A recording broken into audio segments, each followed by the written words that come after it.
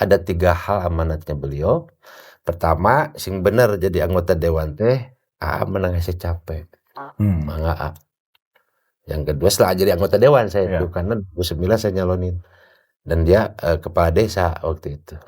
Yang kedua, dukung Dadang Nasir sekuat tenaga kehutanan budi. Oke. Ya kata saya.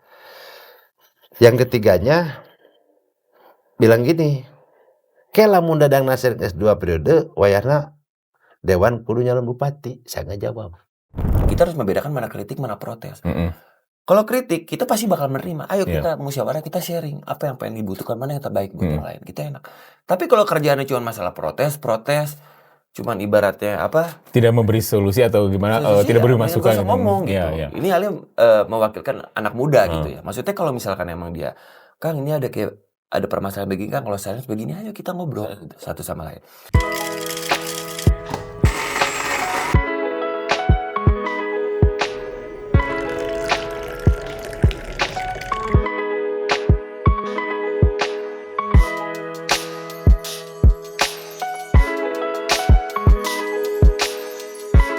Oke, kita ngobrol di PR.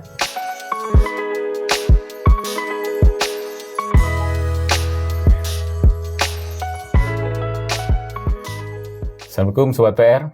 Terima kasih nih hadir lagi di Ngobrol di PR. Sekarang kita kehadiran tamu nih menjelang pilkada di 27 November. Pasangan bedas. Tapi beda belakangnya dulu siapa? Nah sekarang ganti ada Pak Dadang Supriyanto dan Kang Ali Sakib. Terima kasih Kang. Ini mereka yang akan berkompetisi nanti. Berkompetisi ya. Ya mudah-mudahan mendapat amanah dari warga Kabupaten Bandung menjadi pemimpin di Kabupaten Bandung selanjutnya. Nah, yang menarik teh sebenarnya perubahan perjodohannya sih menarik tehnya. Tiba-tiba kan dulu Kang Ali di partai mana terus pindah ke sini. Yang ramai juga ketika muncul Raffi Ahmad di situ ya. Nah, ceritanya kumaha sih Kang itu muncul nama akhirnya memilih Kang Ali? Apa karena juga sama artis gitu ya seperti pasangan yang lama dulu? Sebenarnya juga ini mungkin sudah skenario Allah ya. Karena kalau pengalaman yang saya alamin, jodoh bagja pati cilaka itu Allah yang mempunyai. Artinya kalau kita berbicara histori, Kang Ali ini yang datang ke saya tuh dari 20 orang tuh yang terakhir. Oh, jadi ada 20 orang yang melamar jadi wakil. Yang melamar jadi wakil, yang terakhir. Nah yang terakhir ini setelah saya sampaikan ke tim koalisi, kepada ketua tim, Kang Haji Cucun, juga semua, ya hanya dilakukan survei. Dari 20 itu muncullah 3 nama. Dari 3 nama itu, sehingga diputuskan Kang Ali dengan partai koalisi Gerindra-nya. Nah, sehingga Kang Ali sebagai kader dari Gerindra, semua partai koalisi menyetujui, ya alhamdulillah akhirnya saya ditakdirkan bisa berbareng Kang Ali. Dan yang paling menguatkan juga kenapa Kang Ali juga orang Kabupaten Bandung yang tentunya minimal memahami tentang karakteristik masyarakat Kabupaten Bandung. Gitu. Iya. Nah, jadi Kang Ali sendiri sih, kenapa akhirnya saya mau berpasangan sama beliau gitu ya?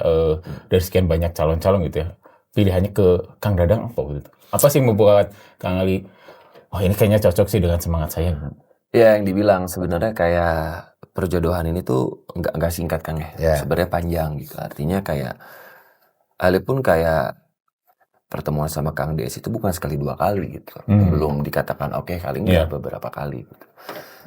Ya Ali ngobrol sharing gitu kayak ya Kang ini kabupaten mau kayak gimana gitu. Tapi selain Ali menanyakan itu, tapi kan Ali kan observasi juga program-program apa yang sudah dilakukan sama beliau dan yang lainnya ke masyarakat. Ali sudah turun ke bawah dan udah profiling dulu ya, udah maksudnya artinya gini, Ali nggak mau katanya tapi Ali turun ke bawah gitu. Tapi alhamdulillah setiap Ali turun bisa dikatakan hampir 100% semua alhamdulillah responnya positif semua gitu. Karena emang program apa yang dibuat dari 13 program unggulan itu benar-benar ke grassroots, ke masyarakat langsung gitu, dan itu mereka merasakannya.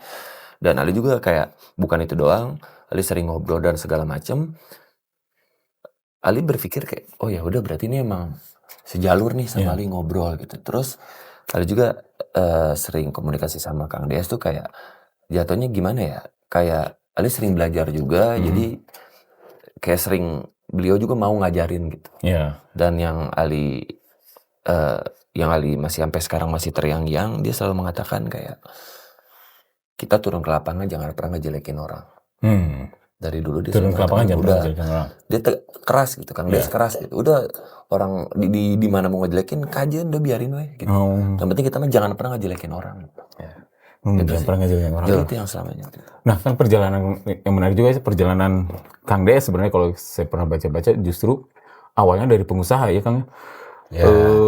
Dan yang menariknya menjadi salah satu kepala desa termuda saat itu di umur 26 tahun di Sapan. Tegaluar. Memang gimana bisa tertarik ke dunia politik Kang? Kan dari kecil sebenarnya kalau boleh tahu orang tua apa Kang? Sudah orang tua saya itu petani dan juga buruh tani ya. Buruh tani. Iya. Jadi nggak punya sawah berarti. Ya setelah ini ya setelah ada kegiatan bikin bata merah segala macam. Hanya saya waktu kecil pernah ibu saya tuh cerita bahwa kehidupan dulunya seperti apa. Sementara kan anak tuh 9, saya anak yang ke-9. Terakhir. Ya yang bungsu. Nah dari cerita itulah saya itu tidur di pangkuannya ibu saya, menceritakan kehidupan masa lalunya segala macam. Sampai menangis, ngeluarin air mata dan kena ke pipi saya. Itu umur berapa Kang pas? Kelas 2 lah, kelas 2 SD. Dari situlah saya mempunyai niat bahwa saya sebagai anaknya harus bisa mengangkat harkat derajat orang tua. Dan di situ juga saya mulai puasa Senin Kemis. Dari umur segitu? Dari kelas 2 SD itu saya udah biasa. Sampai sekarang ya, jadi bukan sekarang, jadi sebenarnya sudah dari kecil. Nah kenapa? Karena saya ingin membuktikan bahwa saya ini bisa membuktikan yang terbaik untuk orang tua saya dan bisa mengangkat harkat derajat orang tua. Nah, cerita apa Kang yang bikin Kang Dadang akhirnya jadi punya semangat itu yang bikin terenyuh dan saya harus membanggakan orang tua gitu apa? Ya karena menceritakan kehidupannya. Nah disitulah saya dibuktikan dengan selalu membantu kedua orang tua saya. Waktu itu kan punya perusahaan bata merah. Ya, akhirnya saya bantu ke Leo batanya, sampai cara membuat bata, menghitung bata, hasil daripada yang kerja segala macam saya hitung semua. Dan saya juga mengalami semacam dagang bala-bala diangkat di kepala, comro, macam-macam, gehu itu sudah. Terus waktu sekolah dagang ke sekolah itu tuh nggak di daerah Galian Pasir. Nah kalau ke sekolah saya tuh suka jualan es termos ya. Termos dulunya benar. Jadi selalu suka bawa. Kalau bulan puasa itu saya selalu jualan petasan, lotre dan sebagainya dengan modal Rp800, satu bulannya bisa Rp15.000. Tahun berapa itu Rp15.000? Ya waktu kelas 4 SD lah kalau nggak salah. Nah dari itu sehingga saya bisa membeli baju sendiri gitu. Jadi pas mau lebaran itu sudah ini. Nah terus belajar dari kakak saya, karena saya diurus oleh kakak saya Pak Haji Rasmana yang usia 5 tahun sudah diurus. Nah sehingga begitu menginjak remaja SMA, nah disitulah saya sekolah ke SMA, saya nggak betah karena pergaulan ya. Karena waktu itu saya jujur fanatik ya. Karena saya sekolahnya juga di MI. Sekolah di MI, saya itu ngajinya pada asar, pada maghrib, pada subuh. Di 3 kali. Nah begitu SMP juga sama, sampai menghafal Sapina Jurumiyah semua. Begitu SMA nih udah beda nih pergaulan. Akhirnya saya meminta ke orang tua saya untuk pindah ke STM. Ya memang kenapa mau pindah ke STM? Pertama saya tidak suka dengan pergaulan yang di sekolah SMA. Yang keduanya saya pengen jadi pegawai Telkom saat itu. STM mana? STM Migasar.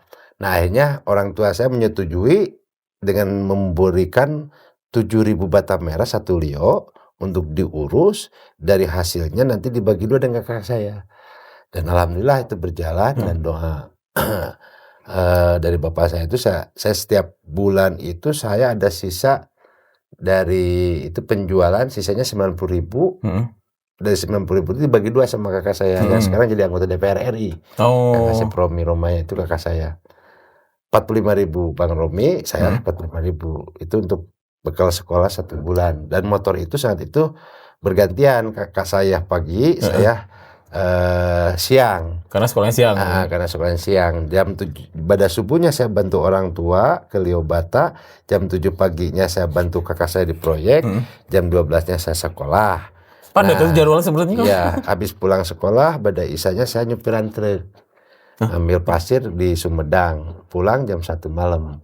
Jadi dari penghasilan kelas 1 SMA, saya udah penghasilan tahun 88 di 2 juta per bulan.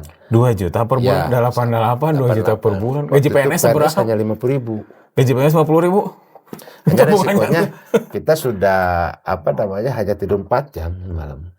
Gitu. Jadi, nah setelah selesai sekolah, saya tidak melanjutkan kuliah. Kenapa? Karena buat apa kuliah, kan kita sudah bisa cari uang. Iya. Gitu kan. Akhirnya saya langsung sama tahun 93 saya menikah, 95 dengan kakak saya Kang Hajiras pernah bikin perusahaan, saya direkturnya. Nah disitulah saya mulai terjun di kontraktor, ya. Dan memang saat itu sampai ngalamin rugi, karena bukan rugi dipakai apa-apa, tapi memang salah konsep di awal negosiasi. Karena komitmen kita harus tanggung jawab, harusnya diselesaikan. Walaupun berujung rugi, ya kita selesai. Tapi di situ ada ilmu yang saya dapatkan, akhirnya saya bisa membangun Bandung Supermall. Oh, ya, BSM sekarang ya. Sekarang itu Trans Studio. Saya itu BSM itu saya dulu. Basement, retaining wall, lantai 1, lantai 2, lift, lobby utama itu saya yang bikin. Ya, jadi tahun 97-an. Nah, dari situ sudah selesai, dari situ saya langsung mandiri ya.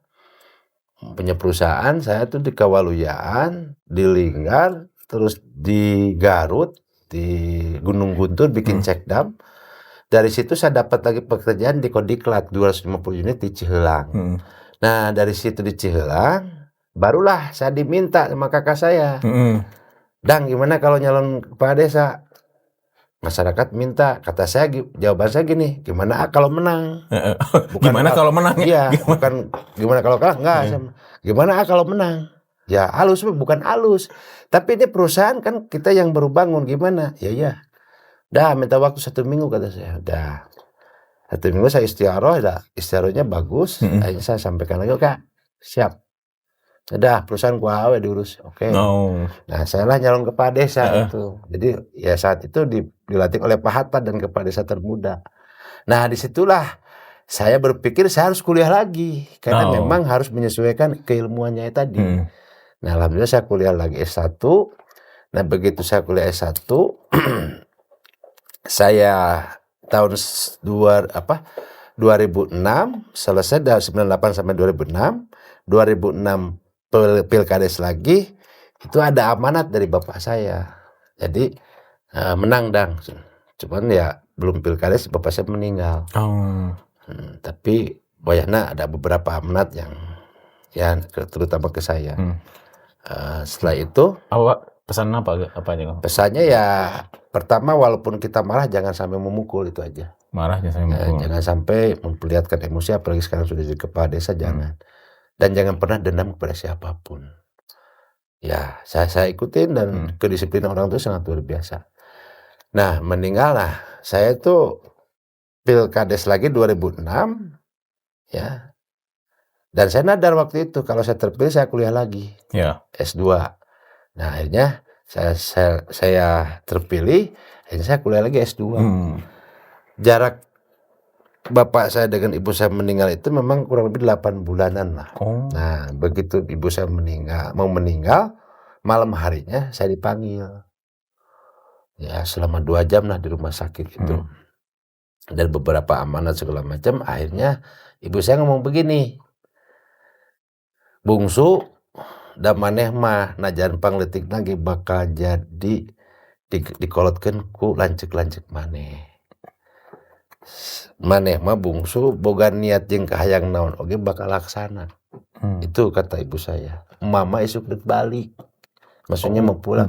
Pikir saya pulang dari rumah sakit ke rumah. Geus waktuna mama isukan bada asar, mau keramas, mau sholat asar, siapkeun panyandaan. Ya, mangga mah. Nah, udah gitu gini. Terakhir kata-kata ibu saya, didoakan ku emaknya sing jadi bupati. Itu 2007. 2007 betul. Amin. Ya. Oke.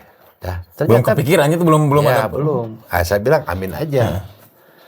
Besoknya ternyata benar pulang ke rumah dan pada asar sesuai dengan omongan ibu saya itu seperti itu. Siapkan penyandaan, kumpul semua, si bungsu panggil gitu. Nah, memang nunggu saya. Waktu saya punya proyek di Jatinangor dengan IPDN ya waktu itu. Dah, saya datang ternyata nunggu saya. Si bungsu datang, mohon mak.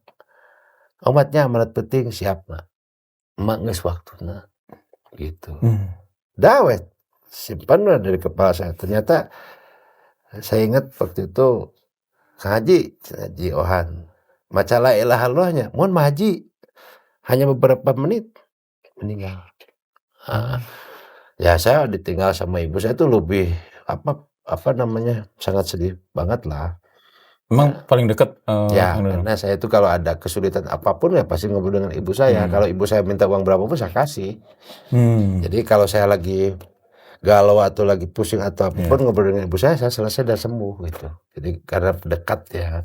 Jadi benernya doa ibu teh benar omongan ya. Jadi yang saya alamin ya doa ibu saya. Yang kedua doa yang mendoakan ke saya itu dan amanat itu kakak saya yang ngurus saya waktu kecil Kang Haji Rasmana. Ada 3 hal amanatnya beliau. Pertama, sing bener jadi anggota dewan teh menang saya capek. Mangga. Yang kedua setelah jadi anggota dewan saya itu karena 2009 saya nyalonin dan dia kepala desa waktu itu. Yang kedua dukung Dadang Nasir sekuat tenaga kehutanan budi. Oke. Ya kata saya. Yang ketiganya bilang gini, lamun Dadang Nasir S2 periode wayahna dewan kudu nyalon bupati. Saya nggak jawab. Kenapa nggak jawab? Saya bingung di mana uangnya kan gitu. Saya nggak punya uang kan gitu. Tetapnya uang pentingnya. Ya. Kan pengusaha seueur. Iya betul. Tapi kan saya udah tahu persis lah bagaimana dalam konteks politik. Jawab. Akhirnya saya menjawab Insya Allah. Dah. Ternyata memang seminggu kemudian meninggal. Meninggal. Ya, 2 orang inilah yang membuat saya menjadi yakin. Saya terdorong, termotivasi dengan doa ibu saya dan dorongan amanat almarhum. Begitu saya ada lagi dengan guru saya yang satu lagi. Tahun berapa? Ibu itu meninggal? Ibu meninggal 2007, kakak saya 2011. Dan meninggal kakak saya, istri saya jadi kepala desa kan gitu. Nah begitu ada satu lagi guru saya menyatakan begini, lamun dewan dek calon bupati kudu nyalon dewan provinsi dulu. Gitu. Nah alasannya begini ya saya rasakan memang benar merasakan. Nah karena kakak saya amanat seperti itu, akhirnya saya berpikir lagi, datanglah ke Kang Haji, mana Kang perusahaan gini, saya perbaiki lagi perusahaan, akhirnya saya menjalankan lagi perusahaan. Akhirnya saya punya beko, punya pekerjaan di Papua, di Riau semua, di Indonesia lah waktu itu. Alhamdulillah lah. Saya sampai punya kapal ya waktu itu. Dah jalan terus. Begitu jalan anggota dewan yang kedua, anggota DPRD 2014, 2019, saya terpilih lagi. Nah di 2019 saya mencalonkan anggota dewan provinsi. Terpilih. Setelah terpilih saya mencoba melaksanakan amanat yang tadi. Bupati. Ya. Dasarnya gitu sebelum bupati jadi anggota DPRD Jabar provinsi. Saya ikutin itu. Dan akhirnya saya mencalonkan dan saat itu tidak direkom oleh partai yang saya itu. Akhirnya saya diundang oleh Kang Haji Cucun untuk menggunakan PKB, ya saya siap. Akhirnya saya berhenti jadi anggota Dewan Provinsi dan saya mencalonkan dari partai PKB. Dan akhirnya sekarang lanjut lagi ya Kang? Ya, yang kedua. Nah Kang, saya juga kan nanya ke Kang Ali kan, tadi sempat ngider-ngidernya sebelumnya ya. Tapi saya teh haus. Oh mangga. Tadi saya mana itu?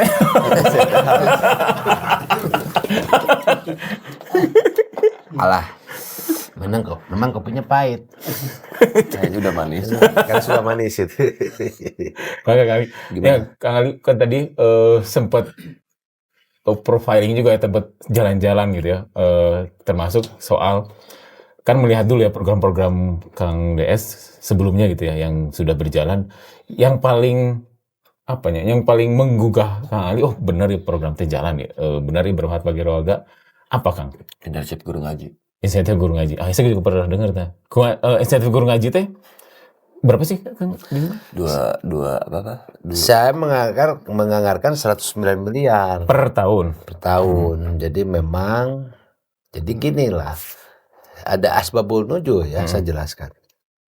Kenapa ini guru ngaji kita berikan perhatian? Karena ada asbabul nuzul. Asbabulnya apa? Waktu saya jadi kepala desa, saat itu desa belum punya uang. Mencari sendiri. Tapi saya mampu memberikan insentif kepada perangkat desa, RT, RW, dan guru ngaji. Pada saat itu ada kejadian bahwa kejadiannya seperti ini. Ada ustadz sakit, ya kan? Nah, datang ke rumah saya istrinya, saya ngomong, sakit apa? Ya repot lah waktu itu. Akhirnya saya bawa ke rumah sakit ke Hasan Sadikin. Belum ada SKTM, belum ada PPJS. Tahun 99-an lah. 99 2000-an. Dibawa ke rumah sakit. Ternyata di rumah sakit ada obatnya 2 macam. Ada obat generik, ada obat paten. Kata saya gini, karena saya sayang ke ulama, saya sayang ke ustadz, udah obat paten aja. Berapapun saya bayar gitu. Akhirnya benar. Kalau pakai obat generik itu 2 minggu. Sembuh. Nah, kalau pakai obat paten 3 hari sembuh. Bener. Pas 3 hari sembuh lah ceritanya. Akhirnya datang lagi istrinya ke saya, pasti nih nggak ada uang karena ustadz nggak penghasilan dari mana. Nah akhirnya saya bawa lagi, jemput ke rumah sakit. Nah, dan saat itulah saya ngomong berapa biayanya, saya bayar. Kalau ada kekurangan saya cicil nih, saya KTP saya kepala desa, saya tanggung jawab. Dah akhirnya bisa pulang. Saat itulah saya sambil membawa pasien, sambil nyetir, dalam hati saya ngomong begini, ya ini bukan rekayasa, emang faktanya seperti ini. Saya mempunyai niatan seperti ini, ya Allah, kalau suatu waktu saya dipercaya, diberi amanah oleh Allah menjadi bupati, maka bukan hanya satu desa Tegaluar saja saya akan berikan insentif, tetapi se-Kabupaten Bandung saya akan berikan. Itulah yang saya dalam hati saya pikir seperti itu. Ya, mungkin di sini malaikat mencatat dan Allah mengabulkan. Pada saat waktu pencalonan, saya diundang oleh Ketua PCNU Kabupaten Bandung, almarhum Almapuroh Pengasana Pak Kiai Haji Dr. Asep Jamaluddin. Ditanya, Kang Des, apa cita-cita ingin jadi bupati? Hanya 2 hal kata saya. Yang pertama apa? Saya akan memuliakan ulama. Bagaimana cara memuliakan ulama? Ya kita berikan perhatian, insentif begini-begini. Kenapa? Karena ada 4 hal yang tentunya membuat suatu negara atau daerah ini stabil. Apa diantaranya? Ilmunya para ulama, adilnya para pemimpin, berehana para agnya, yang keempatnya adalah doanya para pukoro. Tapi dalam konteks ulama, walaupun ini merupakan kewenangan Kementerian Agama, tapi tidak ada sentuhan. Dan saya melihat dan merasakan langsung saat itu jadi kepala desa, jarang orang tua memperhatikan bagaimana peran para ustadz dan ustadzah.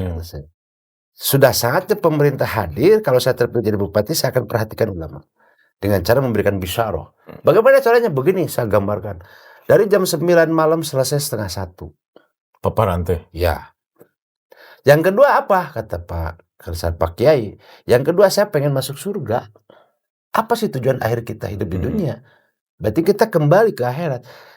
Apa dasarnya? Kata Ajengan ada 7 golongan yang tidak akan dihisab di yaumul qiyamah. Apa? Imamun adilun. Saya mudah-mudahan menjadi imam yang adil, memberikan kebijakan yang terbaik untuk kemajuan bangsa dan negara, terutama untuk umat. Akhirnya sepakatlah waktu itu PCNU siap. Disitulah saya bergerak ke tiap desa sampai ke pelosok, ya, sampai ke grassroots, tanpa punten saya ada uang saya berangkat. Nah begitu terpilih, saya harus komitmen terhadap apa yang pernah saya ucapkan. Setelah saya hitung berapa jumlah guru ngaji, ternyata bertambah. Yang pada waktu kampanye ada 16.800 orang, setelah dihitung ternyata ada 23.000. Dan itu tidak mudah menganggarkan 109 miliar. Saya terjadi debat tebal dengan anggota DPRD yang terhormat. Karena selama ini kan nggak pernah ada ya. Ada. Itu kan harus mengeluarkan yang sama. Ada, tapi hanya FKDT, hanya beberapa orang gitu kan, dan tidak seperti ini. Nah, akhirnya dihitung Dan DPRD menanyakan ke saya, pimpinan fraksi sama pimpinan DPRD datang ke rumah dinas. Pak Bupati gimana ini konsepnya? Begini kata saya, kalau saya memberikan langsung nggak bisa, harus nitip ke Kementerian Agama, Kemenag, ya. Saya nggak mau, saya pengen langsung. Dan kalau kita hibah ke Kemenag, itu kan setiap 2 tahun sekali kata saya, nggak bisa setiap bulan. Nah, terus bagaimana? Kan kita punya muatan lokal. Apa muatan lokal kita? Pendidikan Pancasila untuk membentuk karakter anak bangsa. Kedua, pendidikan bahasa Sunda. Jangan ada istilah jati kasiliku junti, orang Sunda terpaham tentang bahasa Sunda. Dan yang ketiga, kita untuk bisa menghafal Al-Quran. Nah, disinilah hadir guru ngaji ke sekolah. Yang masuk di situ ya. Dengan berdasarkan kita konsultasi kepada Mendagri, dijadikan suatu muatan lokal dan dijadikan suatu program yang pada akhirnya bisa dibiayai setiap bulan. Sehingga tiap minggu di samping guru ngaji ngajar di sekolah ataupun di madrasah, di rumah masjid masing-masing, juga seminggu sekali hadir. Setelah saya survei, ternyata anak-anak sekolah kita itu dari TK, SD, SMP itu yang baru bisa membaca Al-Quran hanya 15%, Kang Satria. 15%? Awalnya. Nah, dengan masuk di program itu sekarang sudah 80% anak-anak kita bisa mengaji Al-Quran. Berarti ke sekolah berarti ya? Iya, ada sentuhan ke sekolah. Karena kalau misalkan nggak seperti itu, anak-anak kan jarang maghrib ngaji. Iya, kalau hanya dari guru agama aja biasanya di sekolah. Jadi kalau pendidikan agama Islam kan hanya sekilas. Tapi kalau sudah masuk ke sekolah ini kan bisa diwajibkan untuk silabusnya sudah ada. Nah, setelah dianggarkan dihitung 17.000 guru ngaji saat itu, berapa anggarannya? Ada 109 miliar. Iya. Untuk apa saja? 350.000 rupiah berupa uang tunai ditransfer ke rekening masing-masing. Yang keduanya diberi 4 kartu BPJS Kesehatan. 4 kartu BPJS Kesehatan? Untuk keluarga suami istri dan anak 2 anak. Kenapa saya perhatikan BPJS Kesehatannya? Saya kejadian waktu Kades. Yang tadi cerita dibawa ke sana ke RSAS jauh-jauh. Jangan sampai dia itu pemikirannya untuk mendidik anak-anak kita dalam bidang keagamaan itu terpecah dan tidak semangat gara-gara tidak punya uang menjamin kesehatannya. Ya kita jamin. Nah, bagaimana misalkan ustadznya belum menikah, ya udah wayana 1 orang. Iya. Ya kan? Kalau sudah nikah ya udah 2 orang kalau belum punya anak. Tapi kalau seandainya anaknya lebih dari 2 gimana? Ya udah itu ditanggung. Karena kita membatasi maksimal. Dan itu semua dipertanggungjawabkan. Nggak bisa kita merekayasa data, nggak bisa. Karena udah ada ya itu dalam kartu keluarganya sudah ada. Nah, disitulah sudah sepakat dihit. Yang ketiganya kita kasih lagi BPJS Ketenagakerjaan. Oh, 2 berarti? Kesehatan sama kesehatan dan ketenagakerjaan untuk ustadz atau ustazahnya. Nah, BPJS Ketenagakerjaan ini ada 2 manfaat. Pertama, JKK, jaminan kecelakaan. Yang kedua, jaminan kematian. Nah, kalau jaminan kematian, meninggal dunia, ahli warisnya mendapatkan 42 juta rupiah. Kalau sudah kepesertaannya 3 tahun, ditambah lagi 42 juta rupiah plus 174 juta untuk memuliakan anaknya. Nah, ke depan kita akan tambah JHT, jaminan hari tua gitu kan. Oh, nambah lagi itu manfaatnya. Nambah lagi ke depannya. Kenapa? Karena memang ya kita harus memanfaatkan ulama. Nggak bisa sekarang negara ataupun daerah bekerja sendiri tanpa bantuan para ulama. Undang-Undang Dasar 1945 juga ada dalam rangka mencerdaskan anak bangsa. Mencerdaskan anak bangsa ini nggak cukup secara ilmu umum saja, tapi ada ilmu agamanya. Kita perhatikan. Nah, saat ini kan Kementerian Agama tidak begitu fokus bagaimana untuk mendorong para ustadz-ustadzah ini. Ya kita harus hadir dong. Nah, perda tentang diniyah tarbiyah dihapus dengan adanya perda pesantren. Nah, perda pesantren ini mengadop semua kepentingan termasuk tadi guru ustadz dan guru agama dan sebagainya. Nah, waktu itu anggota DPR tidak setuju semuanya. Kata saya begini. Tetap ada pertentangan. Ada tentangan karena tidak bagaimana cara melaksanakannya. Begini, kalau ada anggota DPR tidak setuju berarti saya besok mau ekspos ini ke media.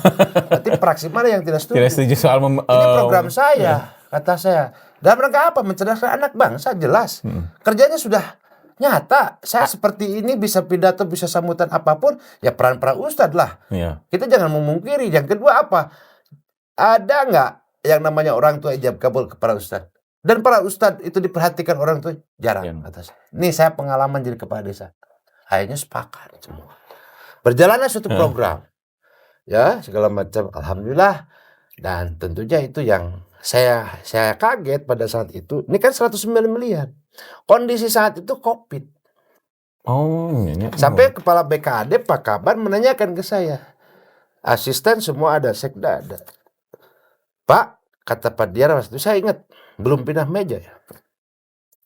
Kalau ini kita anggarkan 109 miliar, kata Pak Diar, Kaban BKAD, berarti ada program yang lain yang dicoret. Kata saya nggak usah. Kenapa harus mencoret program yang lain? Janganlah, cik saya teh. Bahkan kita akan memberikan honor juga kepada guru honor, kata saya, yang selama ini yang sudah saya perjuangkan 2017 itu gagal 45 miliar karena dicoret oleh bupati yang dulu kan gitu. Saya itu terngiang dan saya itu merasa dosa saat itu jadi anggota DPRD, tidak bisa membantu guru-guru honor saat itu. Udah dihitung total itu hampir 200 M antara termasuk untuk guru honor. Ya, 109 miliar dengan guru honor itu kurang lebih sekitar 200 M. Dah gini aja Pak Diar, hitung Pak Diar mah. Tulis pembelanjaan, kata saya. Coba hitung semua pembelanjaan. Dari belanja wajib, belanja pilihan dan sebagainya. Kenapa? Saya kan pernah jadi anggota Banggar. Jadi apalah rinciannya. Oke, selesai ya. Saya hitung, tolong tulis juga di sini berapa rencana pendapatan kita. Kita ada beberapa potensi yang belum tergali nih. Oke, ini saya support nih. Begini. Udah ya. Selesai kan antara rencana pembelanjaan dengan pendapatan? Oke, saya hitung. Saya minta dihitung akumulasi antara pembelanjaan dengan pendapatan. Apa yang terjadi Pak Satria waktu itu? Saya belum pindah meja, surplus Pak. Itu kurang nih. Pak Kaban cerita, loh, Pak Bupati, kok surplus? Nah inilah, kalau kita transaksi dengan Allah, maka Allah akan memberikan jalan dan skenario yang baik. Inilah bukti. Surplusnya segitu, cukup berarti cukup pisannya. Surplus itu lebih Pak. Iya berarti cukup pisan untuk terpenuhi dan ada sisa itu surplus. Kaget lah Pak Diar waktu itu. Pak Diar tuh, loh kenapa Pak Bupati kok surplus? Nah inilah bukti nyata bahwa kita yakin atas janji Allah, kata saya. Karena kalau kita transaksi dengan Allah, Allah akan memberikan skenario. Dah, terjawablah semua. Itu COVID-nya kan orang-orang pada refocusing. Nah, jadi artinya pada saat itu mungkin masih ragu. Oke, kita buktikan antara keimanan dan keyakinan kita kepada Allah, kata saya. Saya jalan nih, tahun pertama naik. Pendapatan naik. 2022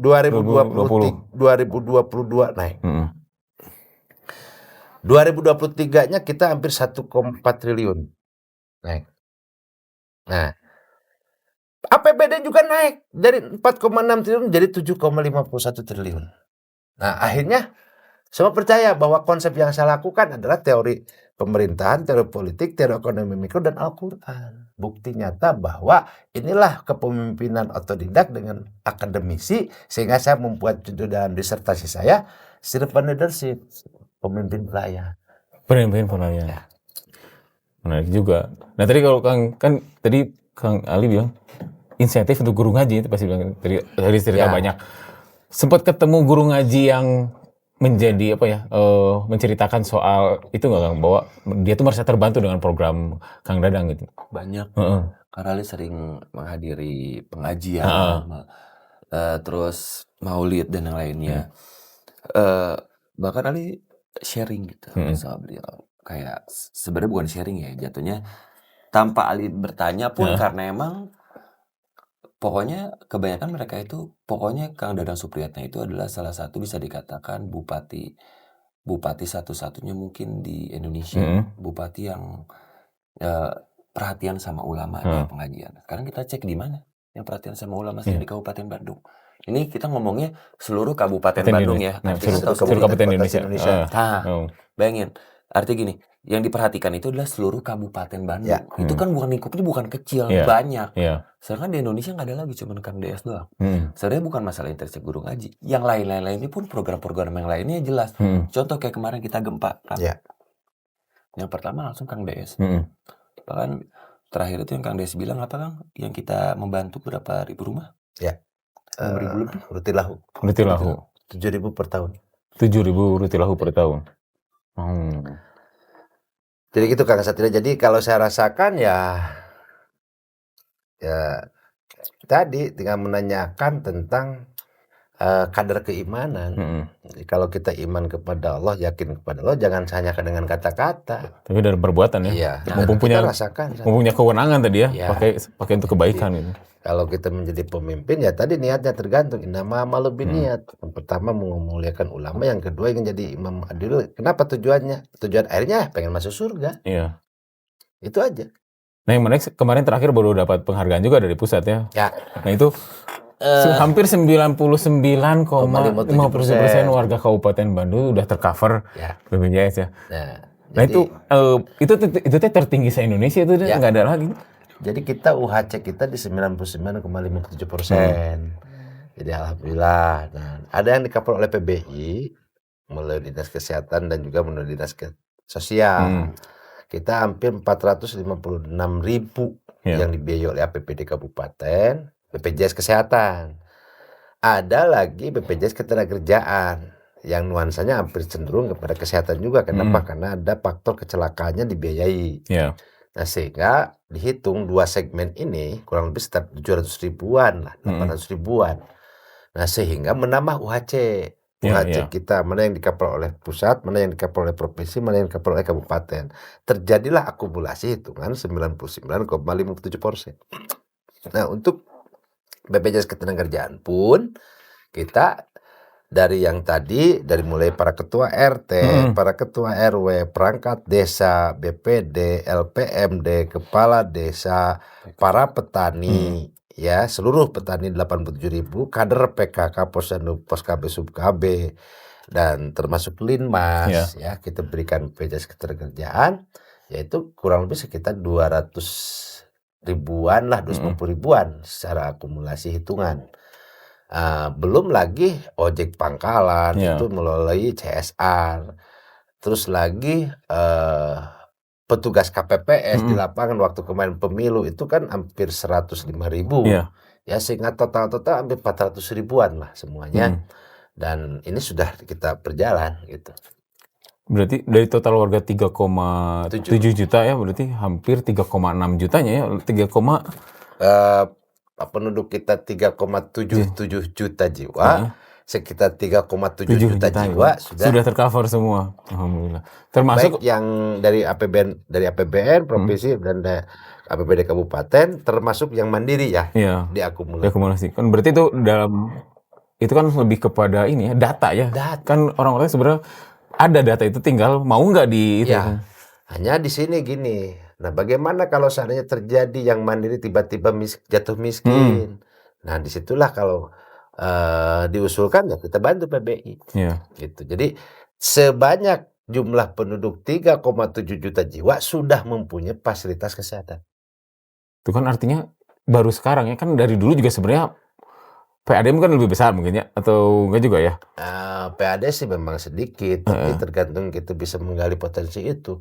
Kenapa kita bisa meningkat? Ya karena kita perbaiki regulasinya. Apa diantaranya tata ruang, RT RW, rencana tata ruang wilayah, RDTR kita selesaikan dari 31 baru 23, tinggal 8 lagi lah.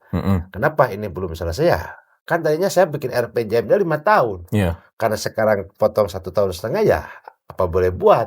Kita harus melanjutkan ini program ini gitu. Nah itu pilihannya gitu ya, melanjutkan. Dan kadang orang itu ketika sudah sukses di satu daerah, periode kedua mending naik level gitu ya. Nah kenapa Kang Dadang ya, dengan segitu prestasi kok tetapnya di kabupaten tidak mau pindah ke provinsi gitu ya? Belum tuntas terus terang. Jadi harus tuntas dulu ya. Harus selesai karena dulu. Ada beberapa yang tidak sampai tuntas. Karena kalau membuat sistem ini harus tepikan harus selesai dari hulu ke hilir. Nah, apa yang belum? Nah, di sini kita akan membuat semacam Jakarta Convention Center. Bandung perlu. Kan apalagi sekarang sudah ada KCIC Tegaluar. Iya, betul. Itu kan aksesibilitas yang harus kita manfaatkan dan kita berikan penunjang. Ya mungkin nanti namanya apakah Kabupaten Bandung Convention Center ataupun Tegaluar Convention Center ya nanti kita lihat.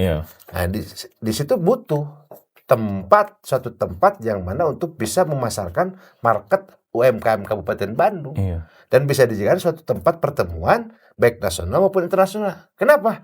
Ya aksesibilitasnya menunjang. Gampang. Jakarta Bandung kan hanya 30 menit sampai. Nah, kita buatkan seperti itu kan. Nah, juga penyeimbangan masalah pembangunan supaya merata gitu. Termasuk mungkin nanti Cilegon Cimenyan kita buatkan lagi rumah sakit. Termasuk kita meningkatkan sarana pendidikan yang bersandar nasional. Karena sekarang kan sudah beralih ke UNBK. Jadi sistem computerized. Dan apalagi kita sudah mengacu kepada RPJPN dan RPJPD. Dan tentunya saya juga mengacu kepada dan mengikuti alur kebijakan presiden terpilih, RPJMN-nya kita harus ikuti gitu loh. Nah, dalam konsep saya, dalam menghadapi Indonesia Emas 2045 itu ada 5 hal. Di antaranya adalah peningkatan kualitas sumber daya manusia yang profesional dan paham tentang digitalisasi. Nah, sehingga bagaimana pemerintah daerah menyiapkan yang anggap saja kemarin 3,5 tahun ini dalam bangunan itu persiapan, ya kan? Nah, periode yang kedua ini kita membuat fondasi untuk menyampaikan sampai atap 2045. Bagaimana caranya? Tadi dalam fondasi ini kita harus membentuk anak-anak generasi Z ini diarahkan untuk dipersiapkan mempunyai lapangan kerja, lapangan usaha, sehingga nanti kita ada program yang mana untuk membuat pelatihan anak-anak kita sebagai karyawan dan membuat pelatihan anak-anak kita generasi Z ini sebagai calon entrepreneur. Kenapa? Karena kita ditunjang juga ada permodalan tanpa bunga, tanpa jaminan. Nah, kalau bicara anak muda, relate-nya mungkin sangat relate ke Kang Arya. Melihat dengan pemilih di Kabupaten Bandung yang mungkin juga sama ya di beberapa daerah ada 60% itu udah Gen Mil, Gen Z ya. 65%. Apa sih kalau yang dibutuhkan anak muda di Kabupaten Bandung, Kang? Kalau melihat, kan pasti udah ngobrol-ngobrol juga ya sama teman-teman anak muda gitu. Sebenarnya gini, sebelum berjelasin kebutuhan Gen Z, kan pemilih kita itu ada 65% pemilih Gen Z dan milenial yang ada sekarang. Tugas kita yang tahu dan mengerti politik, tugas itu bukan hanya untuk pilih si A ya, pilih si B, bukan kayak gitu. Tapi kita yang mengerti dan tahu politik, kita ajarin sama Gen Z sama milenial. Mereka pun harus tahu yang namanya politik. Bahwa politik itu sebenarnya penting ya. Iya, artinya gini, mereka cukup tahu ataupun mengerti, nggak harus jago, yang jago biarin aja politikus. Biarin aja politikus yang jago. Setidaknya anak muda itu dengan dia mengerti namanya politik dan tahu politik, jadi mereka tahu mana yang terbaik untuk dirinya dan mana yang terbaik untuk Kabupaten Bandung khususnya ke depannya. Jadi bukan cuma gara-gara masalah sosmed, nyebar hoax, dia langsung percaya. Sekarang posisinya gini, kalau sekarang jadi sama milenial tidak ada kepercayaan sama pemerintah, ya sekarang kita silakan berkontribusi dong untuk pembangunan Kabupaten Bandung. Makanya kita harus bisa membedakan mana saran, mana kritik. Kalau saran enak, kalau kritik, kita harus membedakan mana kritik, mana protes. Kalau kritik, kita pasti bakal menerima. Ayo kita musyawarah, kita sharing. Apa yang pengen dibutuhkan, mana yang terbaik buat yang lain. Kita enak. Tapi kalau kerjaannya cuma masalah protes, cuman ibaratnya apa? Tidak memberi solusi atau gimana, tidak beri masukan. Ngomong gitu. Ini Ali mewakilkan anak muda gitu ya. Maksudnya kalau misalkan emang dia, Kang ini ada permasalahan begini, Kang kalau saya begini, ayo kita ngobrol gitu, satu sama lain. Terus kalau misalkan permasalahan di gadget di Kabupaten Bandung, sebenarnya kebanyakan mereka itu kayaknya bingung sendiri ya. Kebanyakan itu kalau ditanya tujuannya mau jadi apa, mereka aja kadang suka bingung gitu. Gitu loh. Makanya ke depannya Kang DS sama Ali juga sudah sering ngobrol segala macam. Contoh kecilnya, misalkan kita bakal meningkatkan investor pariwisata di Kabupaten Bandung. Oh, industri pariwisata ya. Kalau misal pun ntar ada investor ataupun ntar pembangunan pariwisata, hotel dan yang lainnya, kita utamakan yang namanya putra daerah yang berKTP Kabupaten Bandung. Itu yang kita harus utamakan. Tapi dengan catatan, pemerintah juga membantu. Ntar ke depannya kita bikin yang namanya pelatihan-pelatihan untuk putra-putra ataupun Gen Z milenial Kabupaten Bandung. Jadi menyiapkan juga si SDM-nya jangan hanya diterima karena warga lokal diterima aja gitu, tapi harus punya kapabilitas dan kapasitasnya. Jangan sampai kita melakukan pelatihan, habis itu jual, dibiarin kayak gitu juga. Jadi logikanya kalau misalkan ada pembangunan atau butuh tenaga kerja, yang kita utamakan tuh putra daerah. Tapi dia punya skill. Jangan sampai kita udah ngotot putra daerah, investor. Tapi pas disuruh ngetes ngelas nggak bisa, nyemen nggak bisa, kan repot juga. Rugi, maksudnya sih juga bingung juga. Makanya itu yang tadi dibilang mungkin kedepannya ada kerjasama sama perusahaan-perusahaan swasta ataupun hotel ataupun pariwisata ke depan ntar. Ya kita kolaborasi ke depannya. Yang penting kita utamakan itu untuk putra daerah yang berKTP Kabupaten Bandung. Kalau misalkan yang masalah mungkin ada orang yang pengen menjadi entrepreneur ataupun wira swasta. Nah, ini kebanyakan mereka itu berpikir gini. Ali pernah ngobrol gitu. Kang, saya pengen punya usaha tapi saya bingung modalnya, Kang. Ya Ali menyarankan sama mereka gitu. Ya udah, itu kan ada pinjaman tanpa jaminan tanpa bunga, silakan di situ. Itu kan udah membantu banget. Itu sebenarnya untuk bukan cuma sekedar ngeberantas bank emok, bukan itu dong. Tapi Kang Des ini mengangkat biar masyarakat Kabupaten Bandung itu bisa menjadi wira swasta ke depan. Cuman mereka ada yang mengatakan, aduh Kang, saya kalau modal segitu kurang. Oh ya udah, Ali tampung. Tapi Ali obrolin sama Kang Des. Kang ini ada putra dia pengen usaha gini. Tapi insya Allah ke depannya ntar pinjaman tanpa jamin tanpa bunga itu kan insya Allah bakal dinaikin Kang. Dari 5 juta atau mungkin sampai 10 juta ke depannya. Nah makanya Ali bilang, sebelum itu kita harus balikin yang namanya mindsetnya masyarakat Kabupaten Bandung kan. Coba sok Akang boleh turun deh ke bawah. Kumaha sih? Pertanyaannya gini, misalkan ada ibu-ibu. Saya mah pengen punya pekerjaan, pengen punya usaha. Ali kadang-kadang suka ngetes Kang. Ali pernah ngetes. Ibu pengen bikin usaha apa? Teuing. Gak ada modalnya. Oke, sekarang saya pengen tanya sama ibu. Saya kasih nih modalnya. Sok pengen usaha apa? Bingung, belum kepikiran. Nah makanya kadang-kadang mereka mikirnya namanya usaha itu yang penting modal dulu. Tapi konsepnya belum ada ya. Sekarang logikanya mau dibantu sebesar apapun, tapi kalau pemikiran mereka masih segitu, pasti lama-lama kekikis hancur juga gitu. Kepake juga duitnya. Iya, jangan sampai ibaratnya gini, udah lepas dari kandang singa, nyemplung ke kandang macan, kan repot juga. Sama aja. Ini Kabupaten Bandung udah pengen membantu loh, tapi sok dari kaliannya juga harus kita mau bekerja sama. Gitu, jangan udah di Bandung, udah dibantu. Tapi udah gitu aja. Karena yang repot, yang nanggung ntar Kabupaten Bandung juga gitu kan. Yang penting ngawarung meureun gitu nya. Nah, itu dia. Karena kan gini prinsipnya kalau Ali gini ya. Ali tuh ingin selain mengangkat SDM masyarakat Kabupaten Bandung, Ali tuh ingin membuat mereka itu mandiri kan. Contohnya gini. Ibaratnya misalkan mereka itu pengen ikan. Jadi tuh enggak usah nunggu kita ngasih ikan ke mereka. Ali tuh pengen ngasih ibaratnya itu pancingannya ke mereka biar mereka mandiri dan dia produktif gitu. Jadi every time lu pengen ikan, ya sok ambil sendiri, nggak usah nunggu kita. Itu yang pengen Ali tujuin kan. Maksudnya nggak mungkin kalau apa-apa mereka kudu dikasih, kudu disuapin kan nggak gitu-gitu juga. Jadi itu tujuan Ali ke depannya. Makanya apalagi kalau generasi Z milenial ini sebenarnya mereka tuh sangat berpotensi banget. Cuma permasalahan kita harus memberikan pemahaman itu kepada mereka. Kalau kita di rencana digitalisasi tadi ini ada 5 hal ya. Tadi cuma baru 1.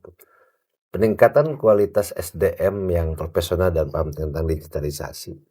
Yang kedua, perbaiki big data. Jadi big data kita itu sampai ke titik lokus, berapa jumlah pengangguran, berapa masyarakat miskin ekstrim, berapa angka stunting. Ini semua kembali ke big data. Maka kita harus mempunyai dashboard. Nah setelah itu big data, yang ketiganya adalah masalah riset dan development. Kajian, semua segmen kita kaji. Dan semua sudah berjalan nih, by proses kan. Karena kan saya baru 3 tahun setengah. Iya, baru 3 tahun setengah. Tapi kita sudah bisa memperlihatkan bahwa kita punya dashboard tersendiri loh. Program kita sudah jalan.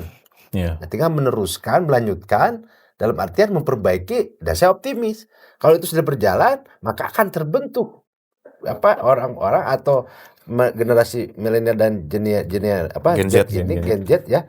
Untuk bisa menjadikan anak-anak yang tentunya mempunyai skill.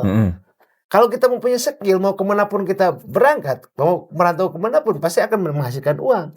Tapi kalau dengan uang belum tentu, kalau tidak mempunyai kemampuan, belum tentu bisa bertahan. Artinya kita lebih ke SDM. Memang belanja SDM ini mahal, tapi investasi masa depan. Iya, baru kerasnya setelah itu baru kita memperbaiki institusinya secara yang kuat, dan yang kelima tetap pengelolaan keuangan. Jadi kita jangan gambling, jangan dianggap semacam enteng masalah keuangan, tetap kita harus bertanggungjawabkan. Saya menarik tadi yang ngebahas TCC ya, Tegaluar Convention Center, mungkin namanya itu lebih enak itu. Kan dulu memang di format daerah sana itu menjadi sebuah kota baru ya di sana ya. Betul. Apalagi yang Des dulu pernah jadi kades di sana kan ya. Apakah sekarang sudah mulai kelihatan roadmap-nya belum kan ketika WUS akhirnya ada di sana, artinya ke depan juga menjadi sebuah pusat ekonomi baru ke sana kan? Betul. Karena gini, dengan adanya Getaci nanti kan sebagai itu segitiga emas. Jadi Getaci ke situ nanti. Iya, Getaci itu ada existing, ada exit toll yang dari 147 ya kalau nggak salah. 149 itu langsung keluar langsung ke Getaci ya, Gede Bage, Tasik dan Cilacap. Di situ ada exit untuk menuju ke KCIC. Nah, kalau itu diimbangi dengan infrastruktur dan terus terang tadi yang namanya rencana atau mau namanya Kabupaten Bandung Convention Center ataupun Tegaluar Convention Center, itu urusan nama sih no problem. Tapi yang jelas ada sarana itu. Dan kolaborasi dengan pengembang yang ada di situ. Betul. Dan jangan lupa di situ harus ada danau, minimal 6 danau. Harus ada Karena danau. kalau nggak ada danau ya banjir. Makanya kita dorong semua infrastruktur itu, apalagi dengan adanya Pak Presiden Jokowi sudah mempunyai bangunan yang fenomenal yaitu KCIC Tegaluar. Ya kita harus imbangi karena itu PSN gitu loh. Dan memang di wilayah Bandung belum ada tempat yang untuk misalkan pameran luas gitu ya. Udah, Selalu pokoknya kesulitan kalau Jakartanya pindah ke Tegaluar. benar. Untuk maisnya di sana Tegaluar Iya. menarik pisan. Nah, dengan misalkan nanti diberi amal lagi menjadi Bupati Bandung. Insyaallah, amin. Masih ada nggak yang ngeganjelnya yang belum terlaksana di periode kemarin? Kayaknya ini kudu digas ya ditambah gitu. Ya, tadi lapangan kerja. Lapangan kerja dan menciptakan entrepreneur baru. Saya buktikan nanti di Oktober ya, walaupun saya sudah cuti, saya akan buatkan. Jadi bagaimana untuk bisa membentuk creative hub, marketing place segala macam kita akan buatkan. Kenapa yang lain bisa, kenapa kita tidak? Di mana tempat yang sudah ada? Di Cibaduyut. Omsetnya 700 juta per hari, 16.800 produk. Kita lihat, kita bukan hanya ngomong doang, kita buktikan. Dan saya bisa. Insyaallah. Iya. Ada 13 program prioritas ya? Ya. 3 program prioritas ini kita tetap lanjutkan, tapi setelah kita buat visi yang saat ini kan visinya mewujudkan Kabupaten Bandung yang lebih bangkit, edukatif, dinamis, agamis, sejahtera, maju dan berkelanjutan menuju Indonesia emas. Panjang. Ya. Apa tapi rumah sakit kemarin juga ada beberapa rumah sakit. Ada 5 rumah sakit. Tapi dari sisi kelengkapan sudah ini belum dari sisi bertahap ya kan? Karena memang yang penting sakit yang sudah masuk ke tipe C sekarang.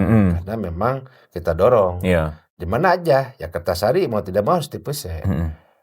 Cimau harus tipe C dan juga Arjasari harus tipe C. Kenapa? Karena jumlah penduduknya padat di situ dan daerah perkotaan. Tegaluar juga tipe C. Kenapa? Karena menyeimbangkan.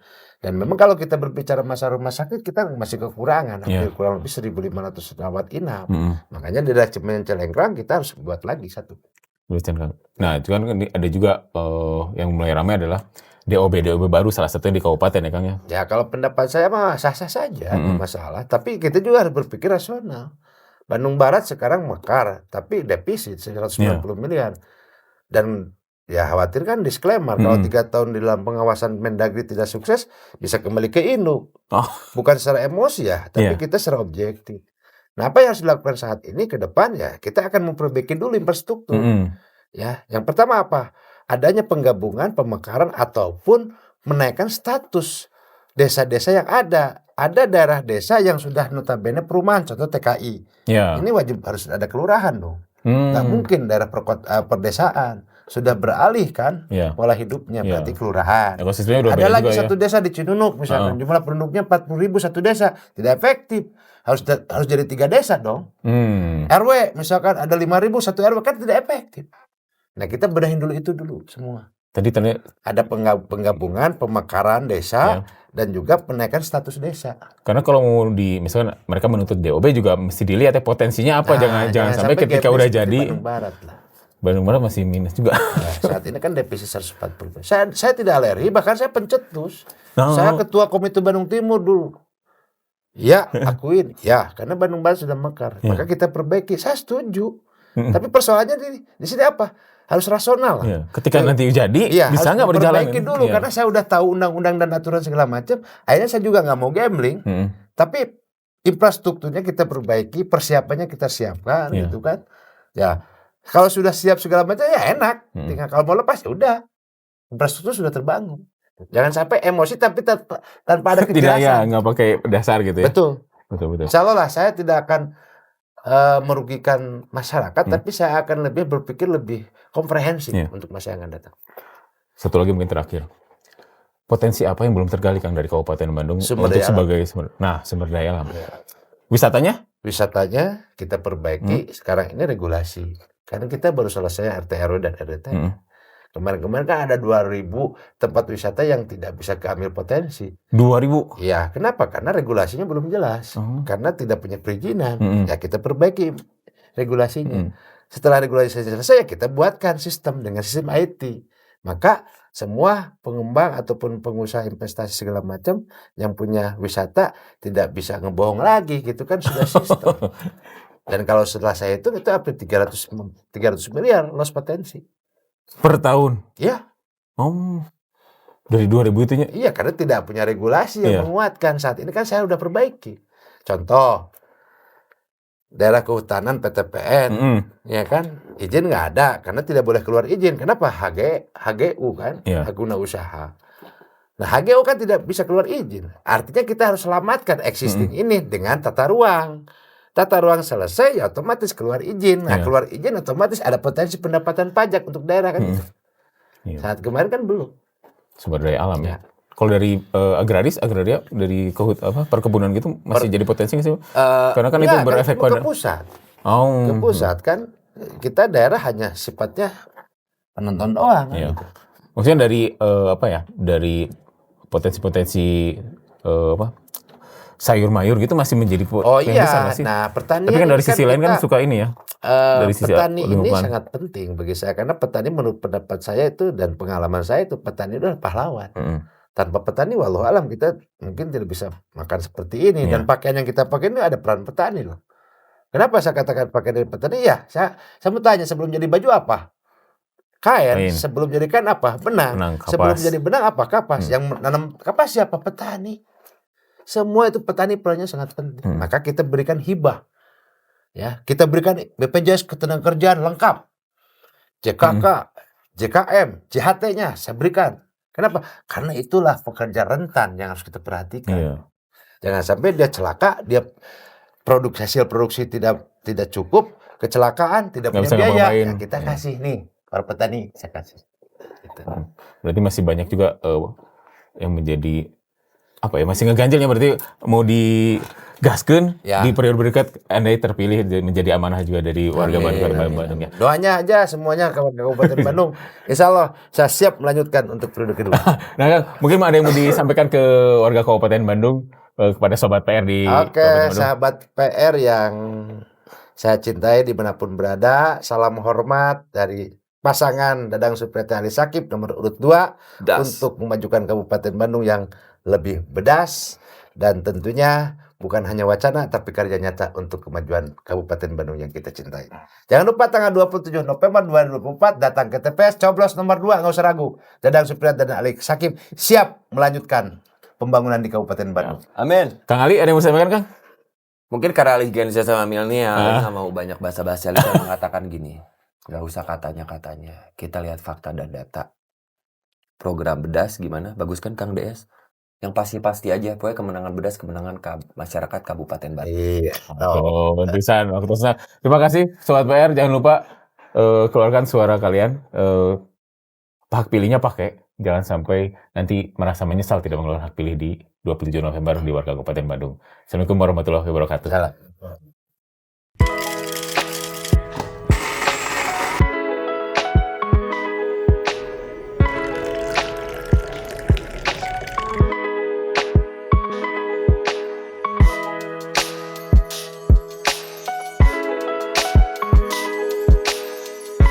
Oke, kita ngobrol di PR.